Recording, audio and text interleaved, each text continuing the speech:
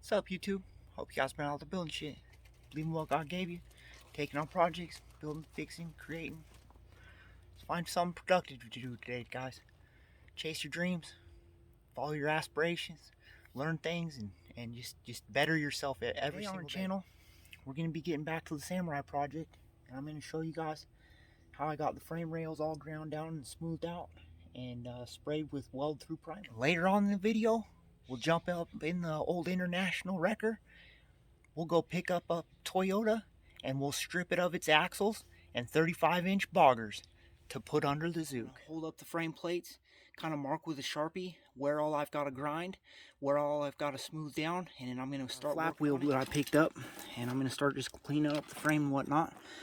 I already made some clearance here by getting rid of the bumper mounts, and so that I can get in there at better angles and really clean up, I've got to remove this. So using the flap wheel, getting the frame rails all cleaned up, and I'm going to use the Dremel to get down in the corners. This little deal on my Dremel to get closer up to the edges. Got to come up this way a little bit better because I did have that little frame plate thing on here with the bolt through. Just took that off. It holds the steering box. When you're holding these frame plates up, the smaller one is the driver's side, and it has the serial number in the plate.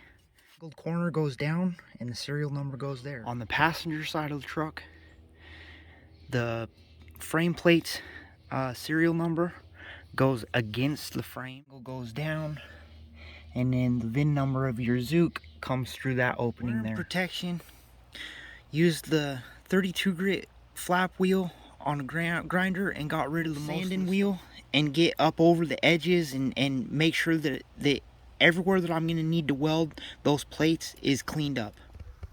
Got the bottom of the frame, grind down with the flap wheel. Now, gal weld through primer and threw some of that on the frame rails so that hopefully I'll prevent the rust. We'll jump into International.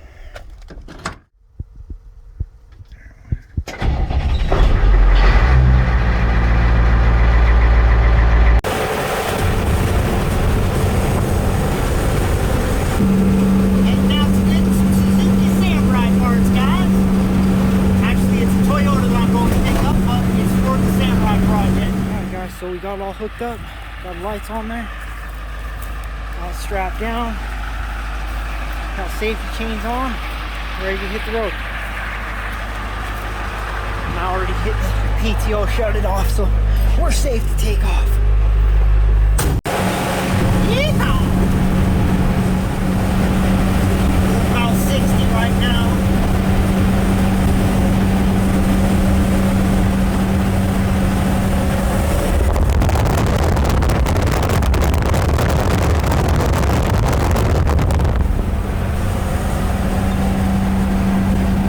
Walk around to the Toyota and check it out and see what kind of parts we got. Main selling point for me is these boggers and the axles. Got kind of cool LED headlights, decent bumper, brand new Optima battery that's going to be going straight into the Suzuki. Runs not great, it smokes. It's definitely been revved on, definitely been wheeled, but it runs. I'll show you. Chunk taken out of the door, but at least it opens.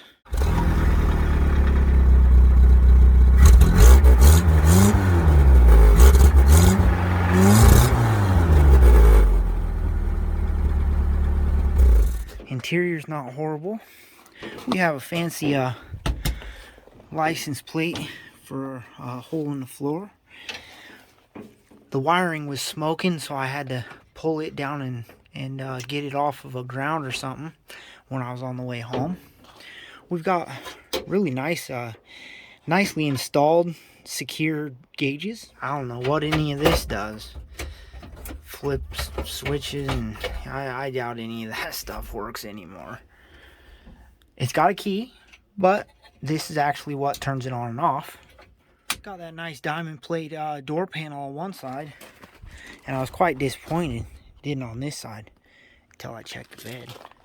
Seats will definitely hold you. I've seen worse. Bed's been bobbed. Definitely not the best job, but it's bobbed. And really, there's not a lot of these old beds around anymore, so sometimes people take what they can get. These stashed in the cab. They're brand new. Front turn signals, or motorcycle turn signals, and rear brake light, reverse lights, and turn signals. Should look right nice in the back of the Zook. Pulled those 4 bolts out of the drive line. So that end's loose. Now I gotta drop that front drive line out. That's gonna be the rear one in the Zook now. Got the bottom bolts out of the shocks.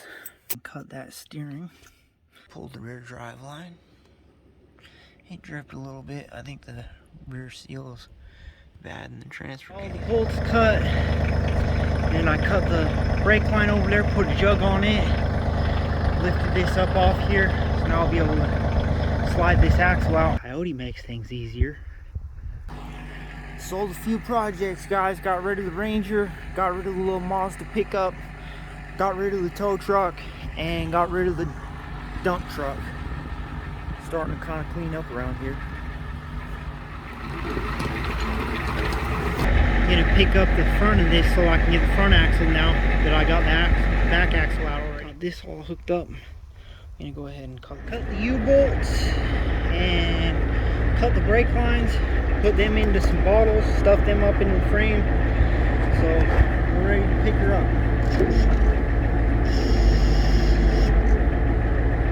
Yeah. Thank you, old tow truck. Got the front axle, wheels and tires. Got the rear axle rolled off. Here we go. Sitting on blocks. Alrighty, guys. So that's gonna do it for this video. I hope you enjoyed. Give me a like, helps with the algorithms. Hit subscribe. I'm gonna be rebuilding these Toyota axles and getting them mounted underneath that Zook here pretty soon. So, alrighty. Until next time, believe in what God gave you. Take on some projects, learn some new skills, build something, fix something, create something. I don't do these videos to show off what I do. I try to do them to encourage you guys and tell you guys that you guys can do all this same stuff. So, till next time, keep building shit, guys.